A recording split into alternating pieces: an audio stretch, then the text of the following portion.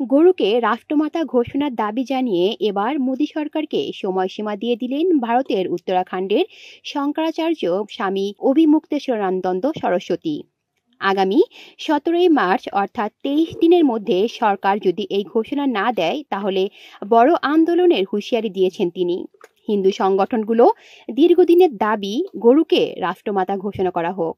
তবে এতদিন এই দাবিকে বিশেষ গুরুত্ব দেয়নি কেন্দ্রীয় সরকার, যার জেরে রীতিমতো ক্ষোভ প্রকাশ করে মঙ্গলবার সংবাদ সম্মেলন করেন শঙ্করাচার্য। মোদী সরকারের বিরুদ্ধে সুর চড়িয়ে তিনি বলেন, আগামী 17ই মার্চ পর্যন্ত কেন্দ্রকে সময় দিলাম। এর মধ্যে গোমাতাকে রাষ্ট্রমাতা হিসেবে ঘোষণা করতে হবে। তা যদি না করা হয় তাহলে দিল্লির রামলীলা ময়দানে সকাল 7টা থেকে বিকেল 5টা পর্যন্ত গো প্রতিষ্ঠা নির্ণায়ক দিবস আয়োজন করা হবে। সেখান থেকেই এই দাবিতে আমরা আন্দোলনে নামব। পরবর্তী রণকৌশল এখানে থেকেই ঠিক করা হবে। দীর্ঘদিন ধরেই এই দাবিতে আন্দোলন করে আসছে শঙ্করাচার্য। 2023 সালের 20 নভেম্বর গোপাল মণি নামক ধর্মীয় সংগঠনের উদ্যোগে আয়োজন করা হয়েছিল গুরুকান্তি মঞ্চ।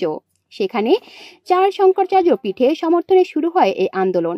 ইতিমধ্যেই এই ইস্যুতে 3 গোয়েন্দা সংস্থা আয়োজিত করা হয়েছে। কলি শিকদার, বাংলা নিউজ নেটওয়ার্ক।